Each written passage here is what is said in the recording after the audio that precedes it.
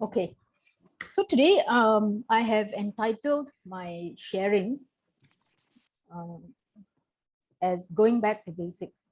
All right. So I think this picture is now quite familiar with every one of us. We know we are in a storm, uh, especially since March 18 last year, but maybe even before that. And things are not getting better. It looks like it is only getting stormier, right? So many things are coming in our way. Uh, Everything that's written up here, I think you must have read, or it must have even affected you personally. So it looks like we are getting into a more and more, it looks like a more and more complex problem. And it's something like this, like Sister Becky said, my background is in electrical engineering. So when I first came out to work and when I saw drawings like this, they were so overwhelming. It's with so many components, and if things were to go wrong, where do you begin? you know and I was always in awe of my senior engineers in the company, because they can troubleshoot and they can find out where the problem is and they can fix it. And I mean, at that time when I started, I thought that, wow, I will never get to that level. How in the world can you fix something as complex as this? And this is actually considered not so complex. So there was one time when I first started to work, and my manager took me out to lunch, and over lunch, he was talking about a problem, a technical problem we were facing in the field. And to my surprise, he was talking at a component level. He was going back down to basics of the component. And that's when I realized that if you want to solve a complex problem, you have to go down to the basics, back down to the fundamentals, the first principles. Because the things that he was talking about took me back to my first year in the university, when I first started to learn, study engineering. And that really was an eye-opener for me. Okay. And that's what I try to convey to my students today. That means your first year in school is very, very, very, very, very important. But Jesus was in such a situation one time, right?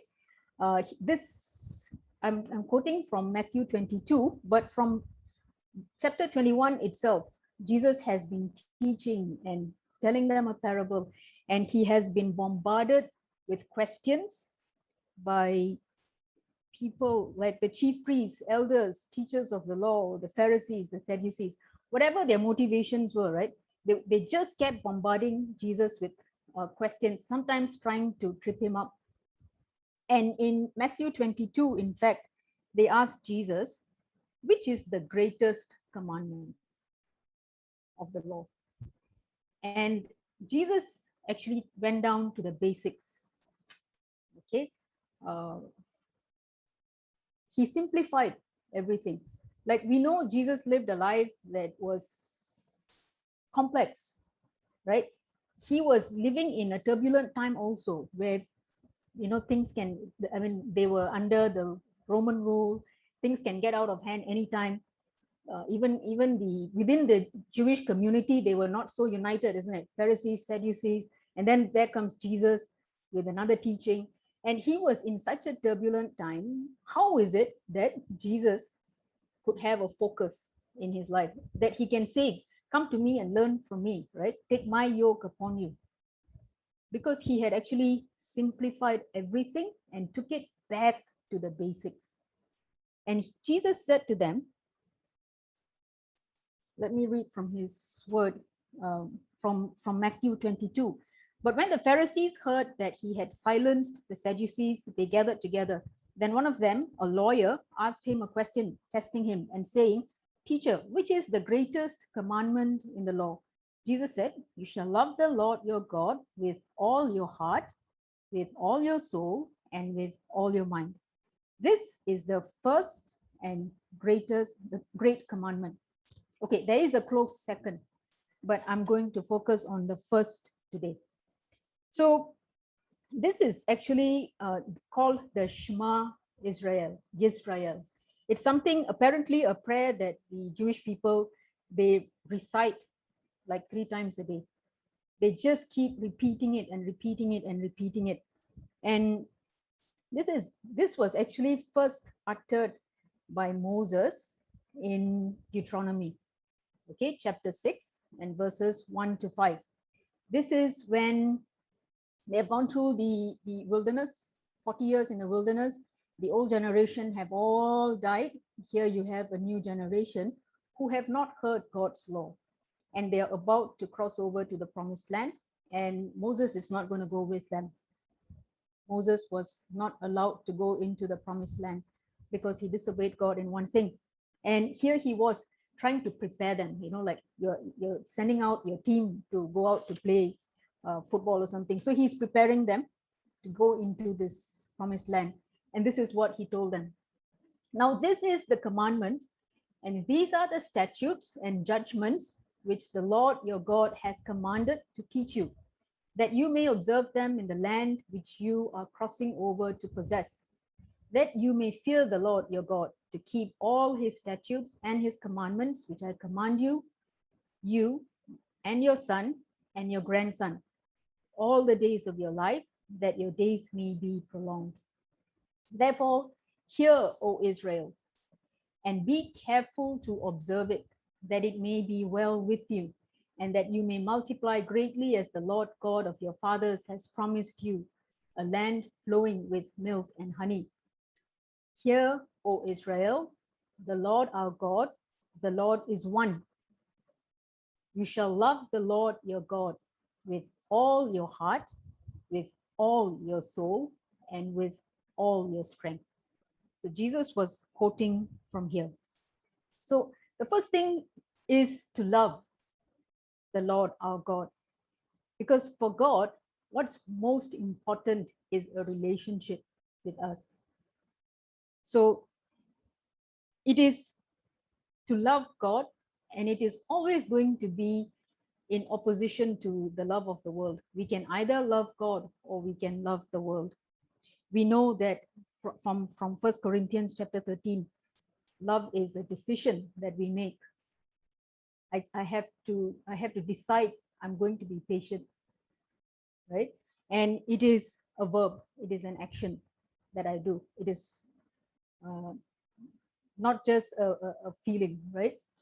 It is something that I do. We know that from 1 Corinthians. It is something like a garden, right? It is somewhere we plant some nice, beautiful things, but we also have to nurture it, right?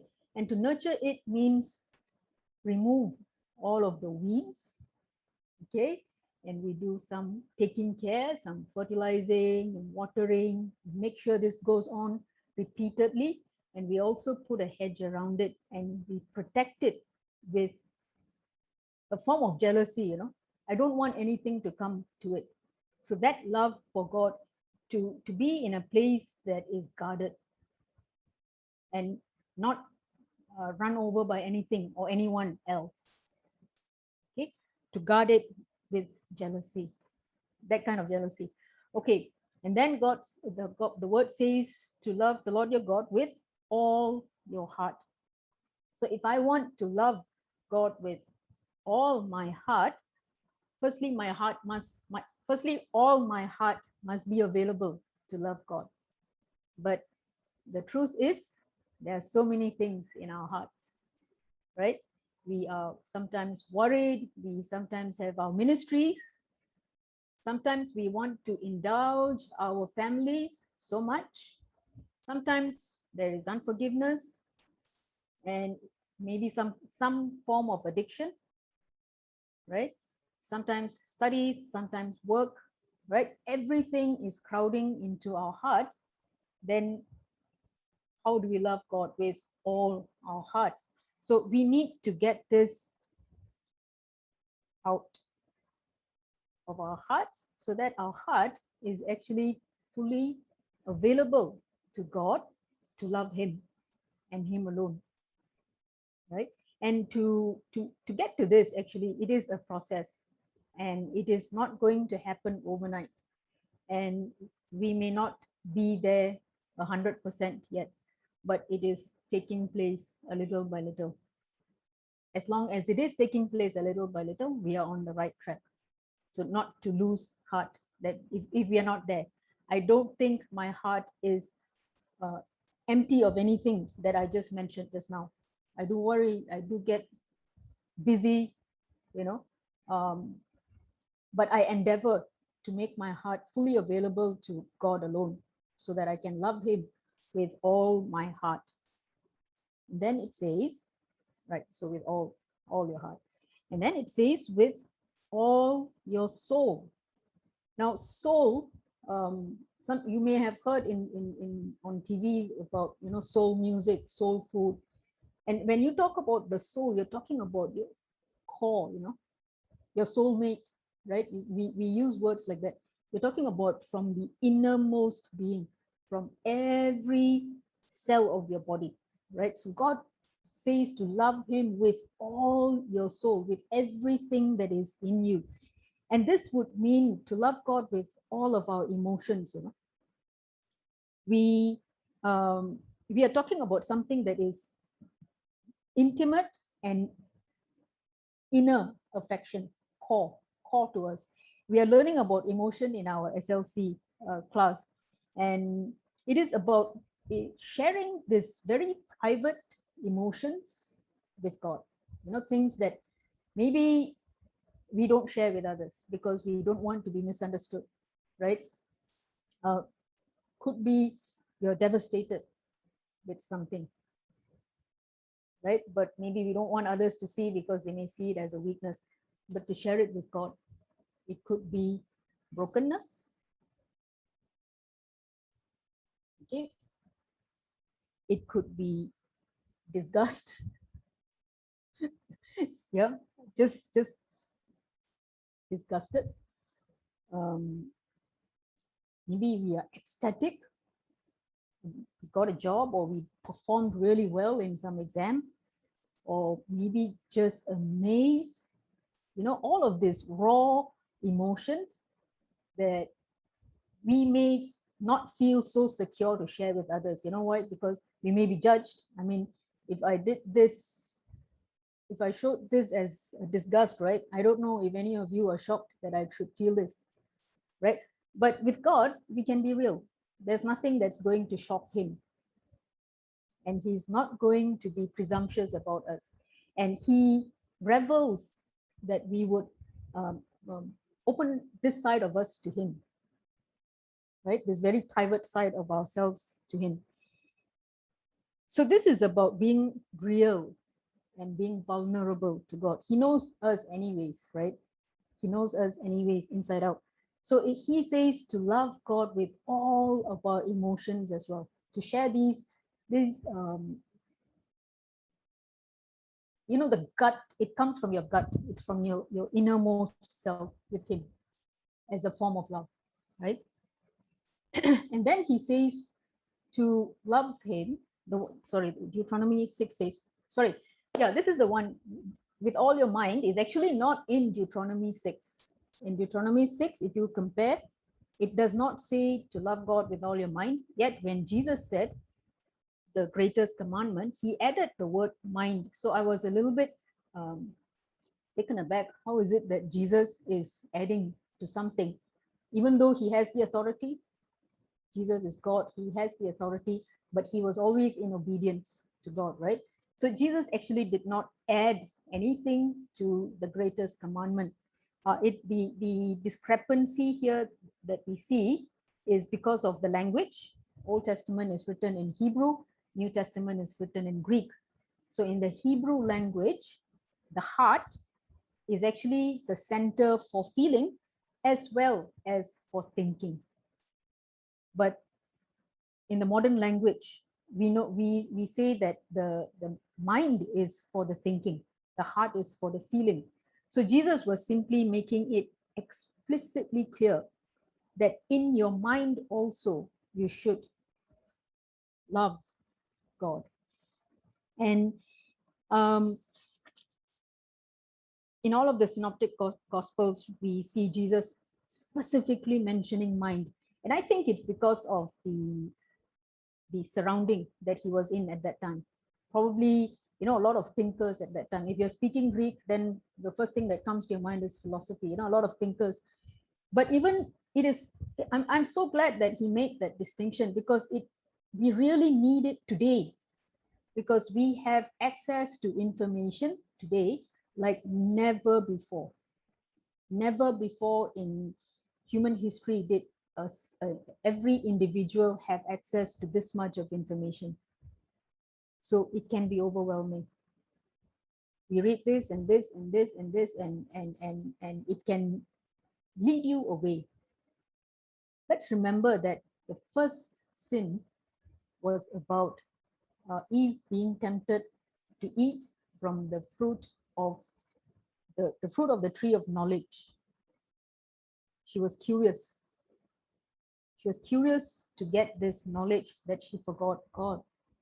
That was the first sin. And this is a way, a part of us where we can get easily tripped up, where Satan can get a strong foothold into our lives, which is through the mind. So at this age that we are living in, this has to be we have to be very, very clear about this, and be very, very careful about what is going into our minds. We can read anything, right? But we need to be able to filter it through what God thinks about things. Is it from God, or is it not from God? Which one is fake? Which one is genuine? Which one is just a conspiracy theory? Which one is a speculation? Which one is truth? We have to be able to pick them apart and filter out what does not belong to God.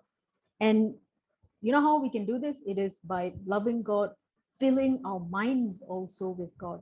And this is sadly a part of us that we as Christians tend to neglect.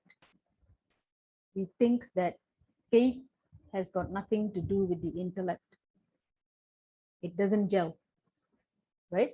But let me introduce you to all of these scientists, right, who were all committed Christians. So among here, let me read out their names, right, because they deserve the recognition, not only for the discoveries that they made, right, their contributions to mankind, but also because they remained true to God throughout. It was their guiding principle when they made their studies, when they made their discoveries, when they made their proclamations on what they discovered. So among here, you have Robert Boyle, Leonard Euler, Michael Faraday, James Clerk, Maxwell, you have Gregor Mendel, Arthur Compton, Bernard Riemann, Georges Lemaitre, I can't pronounce his name, Isaac Newton, John Dalton, Carl Friedrich Gauss, Francis Collins, Ernest Walton, Florence Nightingale, J.J. Thomson, Samuel Morse, Alessandro Volta, Blaise Pascal, Lord Kelvin, Werner Heisenberg, Humphrey Davy, Arthur Eddington, John Ambrose Fleming. And these are only a few. These people are pioneers in the fields of mathematics, chemistry, electromagnetism, quantum physics, genetics, astronomy, photonics, nursing, telegraph, and we can go on and on and on. Very high level science, very high level math. And through it all, they remain devoted to God, and they were very singular in the lives that they lived, right? Believing in God and making these discoveries that they were making was in perfect alignment for them. For them, the science and faith did not contradict. In fact, the more they found out, the more it brought them closer to God. Or, already being closer to God, it pushed them towards making the discoveries. So our faith does not contradict the intellect at all. These people are proofs. And I think many of you have walked your journeys yourself, where science actually brought you closer to God. not away from God. And especially for the young ones, don't let anyone tell you that if you are a science student, you cannot believe in God. Because the very science that we are learning, right, the discoveries were made by people who believe in God. Okay, so when we say science, then we are talking about reasoning with evidence. Actually, Jesus in that case was a scientist. Okay, for me, there's no, for me, Jesus was a scientist. I mean, to create a universe like what we have, with all the details, with all the fine tuning, the greatest scientist ever. I mean, really. But even in his everyday interactions with people, he was very much a scientist. Let's look at some of the example, right? When he said this to people, if I do not do the works of my Father, do not believe me. But if I do, though you do not believe me, believe the works, that you may know and believe that the Father is in me and I in him. He's saying, look at the evidence. Don't take my word for it. Look at the evidence. That's what science says. Science always says we must have evidence. It must be empirical. It must be repeatable. So he said, hey, look at it. Look at that and believe in me. Okay, we have the story about Thomas who did not believe that Jesus rose from the dead. He said, no way, I have to see him. I have to put my hand into the holes in his hands and in the hole in his side, then I'll believe. Because he wouldn't take the words of his peer apostles. No, he wanted the evidence. And Jesus appeared after 8 days. And after 8 days, his disciples were again inside and Thomas was with them. Jesus came, the doors being shut, and stood in the midst and said, peace to you. Then he said to Thomas, reach your finger here and look at my hands. Reach your hand here and put it into my side. Do not be unbelieving, but believing. Okay?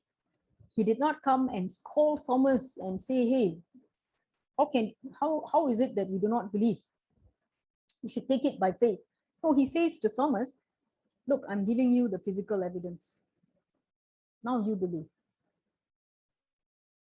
So Jesus was very much someone with the mindset of what we call today a scientist, right? Evidence-based. Let's reason it out.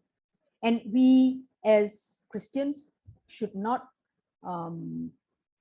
shy away from reasoning out our faith. Peter, in fact, said, sanctify the Lord God in your hearts and always be ready to give a defense to everyone who asks you a reason for the hope that is in you. But do it with meekness and fear. To be able to defend our faith, we need to learn, right? We need to be lifelong learners, Maybe it's more of theology. I don't know what we need to learn, but we better learn. Maybe we need to learn about another faith in order to see how we can explain the gospel to them, right? Maybe we need to get our own theology right. We may have some misconceptions ourselves.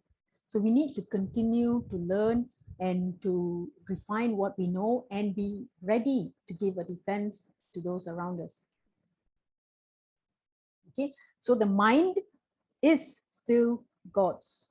It's not that as a student or even as a practitioner, those who have already gone through school and now you're practicing what you learned in school, this part of you that you are practicing does not have to be cut off from your walk with God.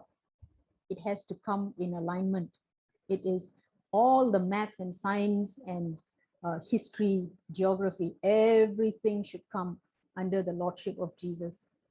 That is to love God with all of our mind. Okay, and then it says to love God with all your strength. You see, the heart and soul and mind is all inside, right? Imagine if God loved us with all his heart and all his mind and all his soul, and he stopped there.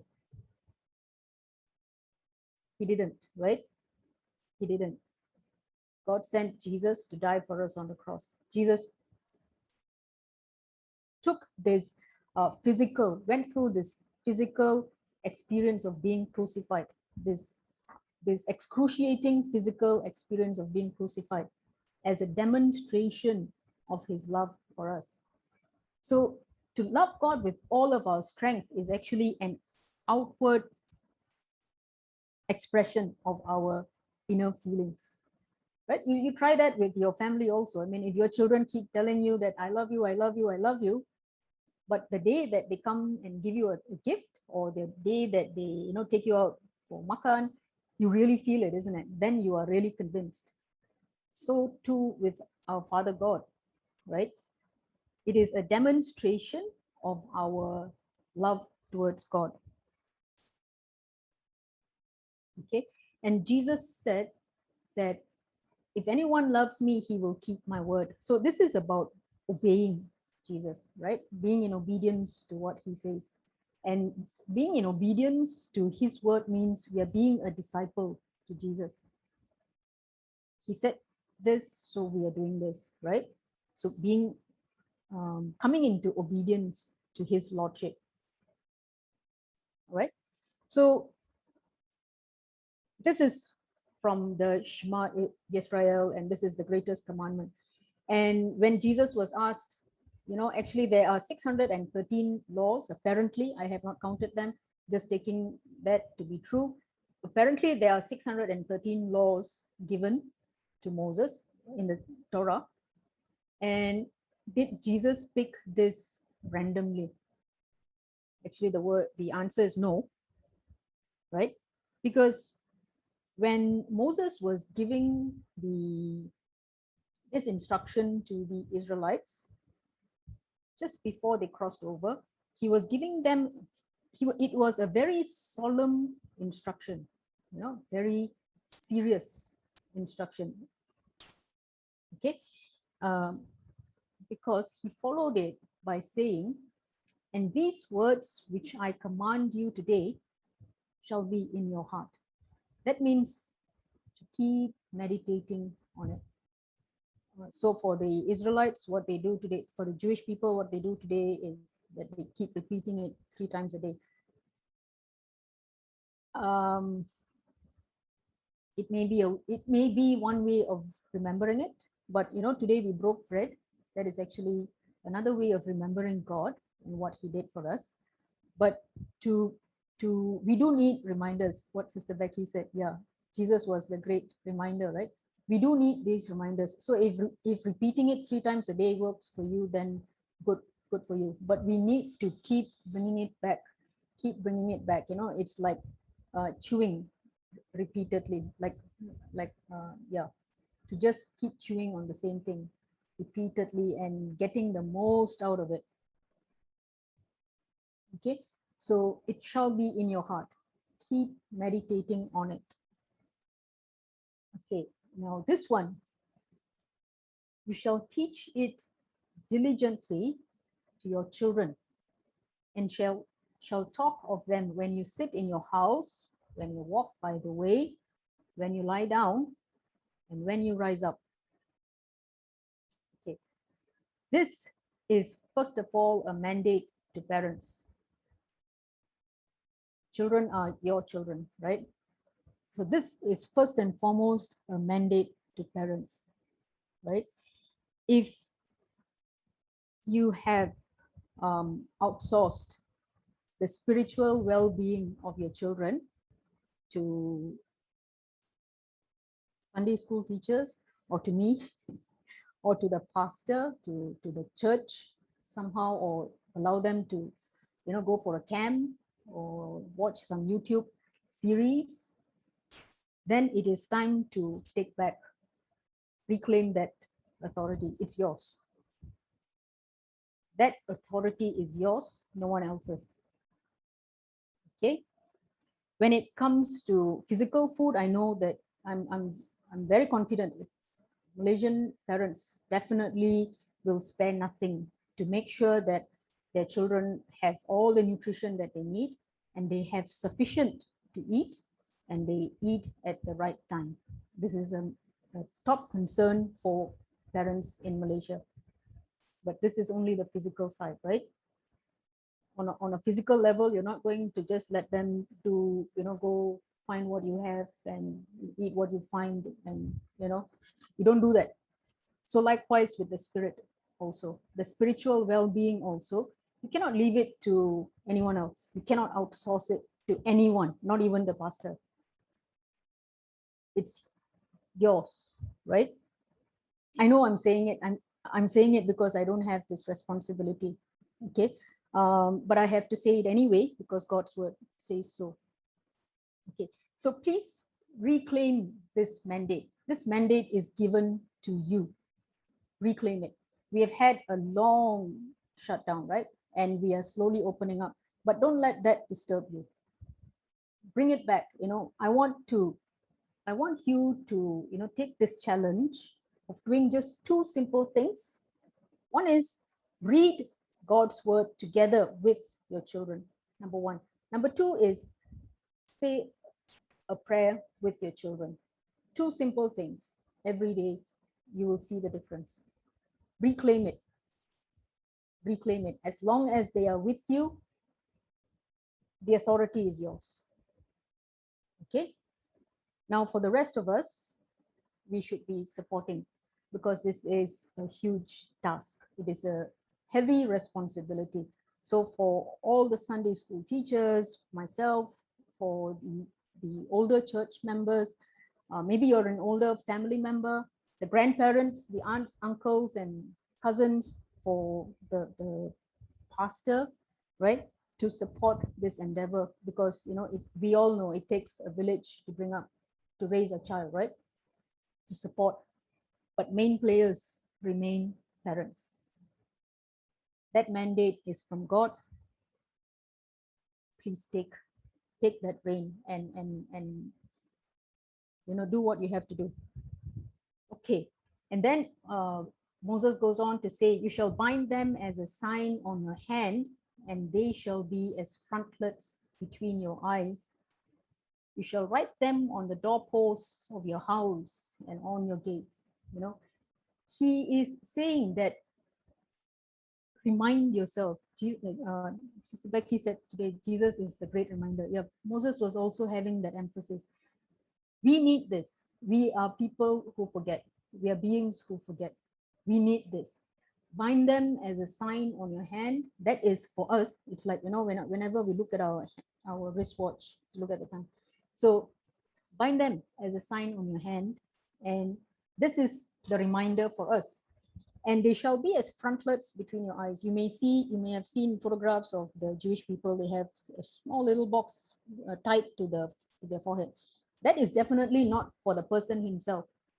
That is for the people outside. I mean, for everyone else, for them to know that, hey, I love the Lord my God with all my heart, with all my soul, with all my mind, and with all my strength. This is our message to everyone outside of us. And then he says, write them on the doorposts of your house and on your gates. So for everyone who steps into our homes, they need to know that the home is under the lordship of Jesus. They need to abide by his commandments when they are in your homes.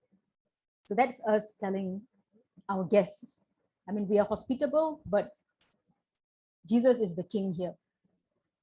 Jesus is the Lord here. So this is us telling to those who walk into our homes, right? And in all of this, he is saying to be saturated with this one command, right? This is the basic. This is the first principle. Jesus simplified everything, and he had a focus in his life through all the turbulence that he was going through. We can easily say most of us are not going through what he was going through. right? Um, 30 years old and out to start his ministry, and already the Jewish elders were against him, plotting to kill him. And his family actually rejected him. His mom was with him. We do not know about the presence of his father, because historians say that Joseph died when Jesus was still very young.